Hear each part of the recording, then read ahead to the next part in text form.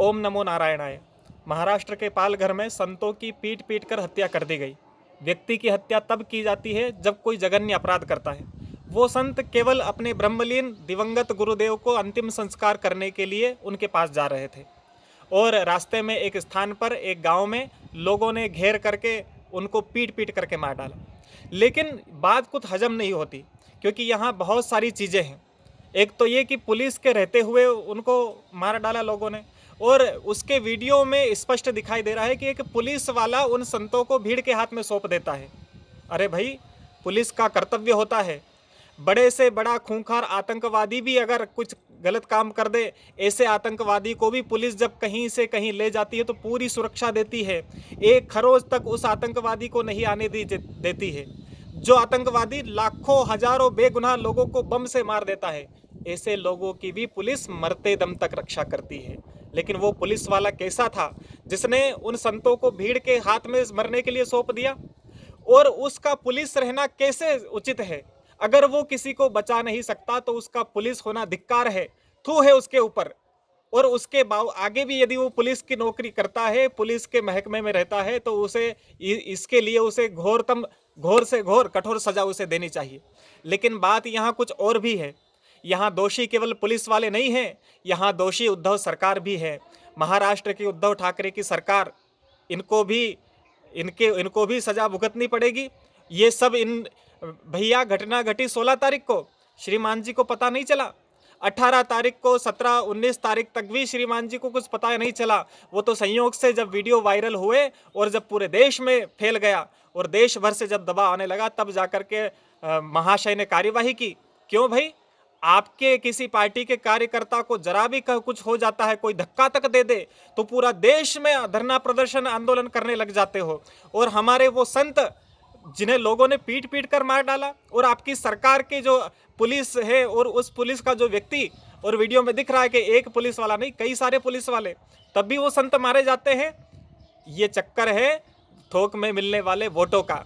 जब आपके कोई कार्यकर्ता को जरा सा कोई टच कर दे तो आप बखेड़ा खड़ा कर देते हो। लेकिन क्योंकि यहाँ वोट का कोई मामला नहीं था, इसलिए आप कुछ बोले नहीं, आपने कोई कार्यवाही की नहीं।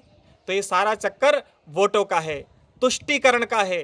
तुष्टीकरण की नीति ने तुमको अंधा कर दिया, वोटों की राजनीति ने तुम्हें गंदा कर दिया। ऐसी सियासत को हम मिटा के रहेंगे, हम संतों को अधिकार दिला करके रहेंगे। आप ये समझना मत कि समाज अब कोई बात नहीं, साहब भूल जाएंगे, सब चुपचाप सहन कर लेंगे।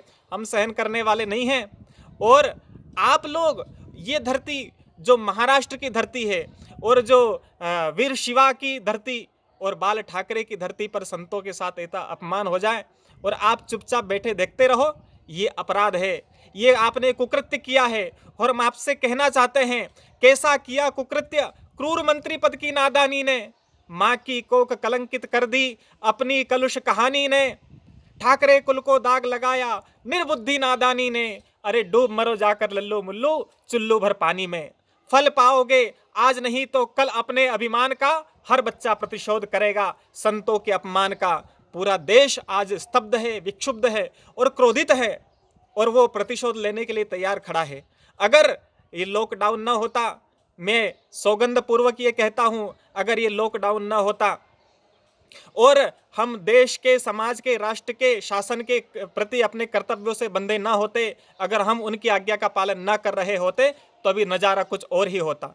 लेकिन वो साधु जो निस्वार्थ भाव से समाज की सेवा करता है, भाई हम उन लोगों में से नहीं हैं जो किसी आतंकवादी लुटेरे का समर्थन करते हो, किसी को हथियार सप्लाई करते हो, किसी को गोला बारूद बम सप्लाई करते हो। ऐसा कोई कार्य हमने नहीं किया।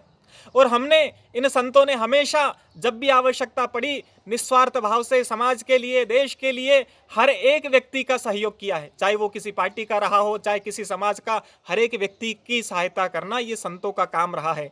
लेकिन ऐसे संतों को भी जब मार दिया जाता है बिना किसी कारण के, और आप चुपचाप बैठे रहते हो, तो आप जरूर ही शंका के घेरे में आते हो। तो इसलिए हम ये कहना चाहते हैं, अगर ये लॉकडाउन ना होता तो अभी तक बहुत कुछ हो चुका होता। लेकिन उद्धव सरकार, आपसे ये निवेदन नहीं, ये आपको आदेश है। साधु समाज, संत समाज ये आपको आदेश दे रहा है कि जल्दी से जल्दी कार्यवाही करो। जो जो लोग सम्मिलित थे उनमें से एक भी दोषी उनमें से एक भी दोषी बचना नहीं चाहिए। सबके ऊपर कठोर से कठोर कार्यवाही हो, उनको फांसी की सजा दी जाए। और अगर आप 3 तारीख तक ये न कर सके तो फिर देख लेना, 3 तारीख के बाद पूरे देश और विदेश से साधु समाज वहां एकत्रित होंगे और हिंदुत्व के प्रति जितने भी निष्ठावान लोग हैं सब वहां इकट्ठे होकर के, और जो जिन जिन ने ये कुकृत्य, ये घिनौना काम किया है, उससे उसका हिसाब किताब लिया जाएगा, सबसे बदला लिया जाएगा। और मैं आप सब लोगों से भी, जो जो मेरी बात को सुन रहे हैं, मुझे देख रहे हैं, मैं आपसे कहना चाहता हूं कि देश वालों, तुम्हें इस देश की कसम, हिंदू हो तो तुम्हें हिंदू भेष की कसम, साधु संतों के कातिलों को जिंदा छोड़ना नहीं और देशद्रोहियों से मुख मोड़ना नहीं। उन गद्दारों को, उन हरामखोरों को मजा चखाना है और कभी भी इस तरह का कोई अपमान कभी करने का साहस न करे, ऐसा उन्हें मजा चखाएंगे। हम सब लोग हमेशा इस बात को ध्यान रखें। और अभी कार्य पूरा नहीं हुआ है, अभी तो वक्त आएगा। 3 तारीख तक की उद्धव सरकार आपको चुनौती है, ये आपको सावधान हम कर रहे हैं। आप जल्दी से जल्दी कार्रवाई करिए, वरना संतों के क्रोध को आप सहन नहीं कर पाओगे। हिंदू समाज जब विकराल रूप धारण करके वहां इकट्ठा होगा तो आप उसका सामना नहीं कर पाओगे, आप अपनी कुर्सी नहीं बचा पाओगे। इसलिए आप जल्दी से जल्दी कठोर कार्रवाई करें। आप सब लोग जो इस वीडियो को देख रहे हैं, इस बात को सब तरफ पहुंचाइए, सबको फैलाइए। आप सब लोगों से पुनः निवेदन कि ऐसी कोई घटना हमारे आसपास न घटने पाए और हम एक दूसरे का ख्याल रखें, सबको सावधानी पूर्वक रहना है। भारत माता की जय। ओम नमो नारायणाय।